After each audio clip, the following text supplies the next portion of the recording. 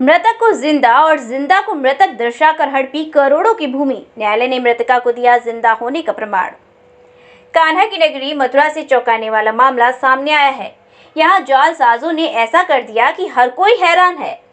पीड़ित का आरोप है कि दिनेश सिंह, सुरेश सिंह, ओम प्रकाश आदि ने सुरीर गांव निवासी मृतक निंधिया सिंह को जिंदा दर्शाकर कई एकड़ भूमि हड़प ली।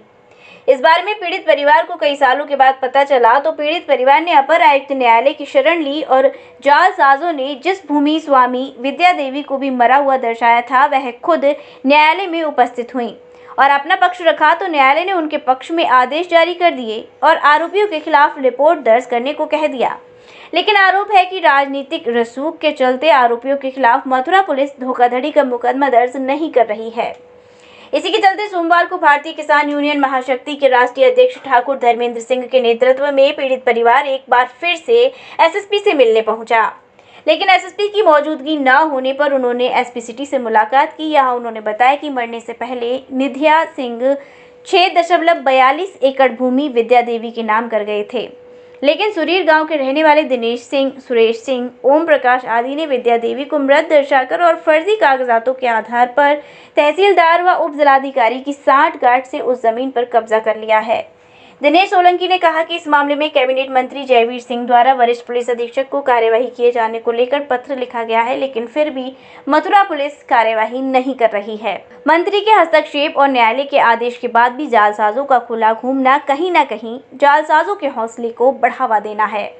अब देखना होगा कि मथुरा पुलिस जालसाजों के खिलाफ कार्यवाही करती है या फिर जालसाज कानून को यूं ही ठेंगा दिखाते रहेंगे। मेरा नाम ठाकुर धर्मेंद्र सिंह है। मैं भारतीय किसान महाशक्ति से राष्ट्रीय अध्यक्ष हूँ।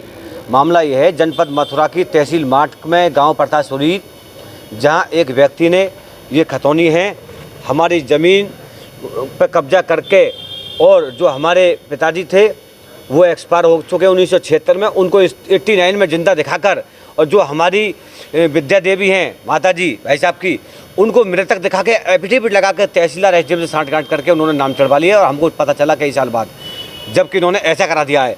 अब हम इस मामले को लेकर माननीय आयुक्त महोदय से मिले, उन्होंने कहा उनको दिखाओ विद्या देवी को पेश करो। हमने मैं आधार कार्ड को उनको पेश कर दिया, उन्होंने हमारे पक्ष में आदेश कर दिया है और उन्होंने ये भी लिखा उस आदेश में कि उस पार्टी के खिलाफ मुकदमा 420 का हो।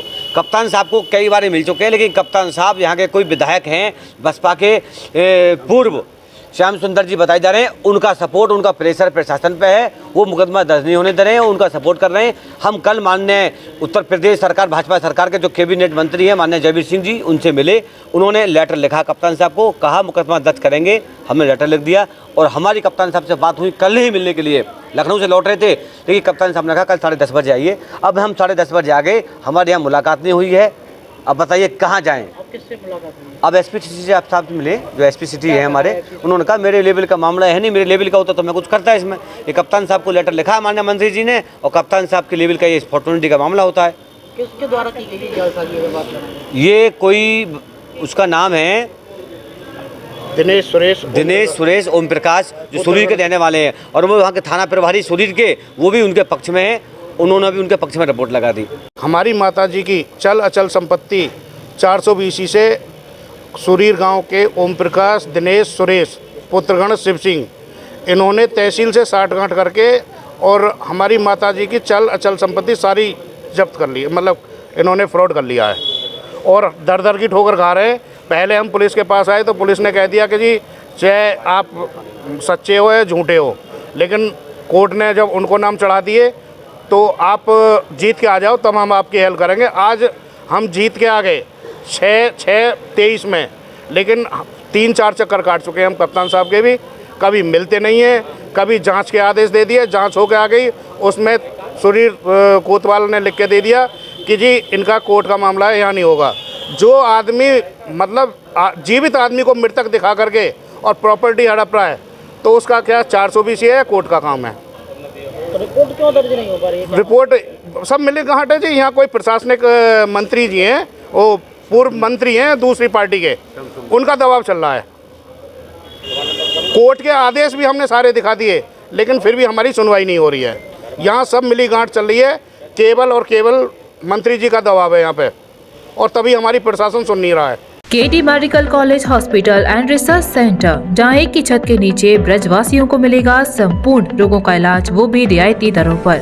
अत्याधुनिक सुविधाओं से लैस operation theatre, MRI, CT scan, colour Doppler, ultrasound, digital x ray, echo, सभी प्रकार की खून और पेशाब की जांचें, न्यूरो से संबंधित रीढ़ की हड्डी व दिमाग के ऑपरेशन, ब्लड प्रेशर व पेट से संबंधित सभी रोगों का इलाज, ब्लड बैंक, डायलिसिस व एम्बुलेंस की सुविधाएं, इमरजेंसी सेवाएं 24 घंटे उपलब्ध। OPD सुबह 9 बजे से लेकर 4 बजे तक।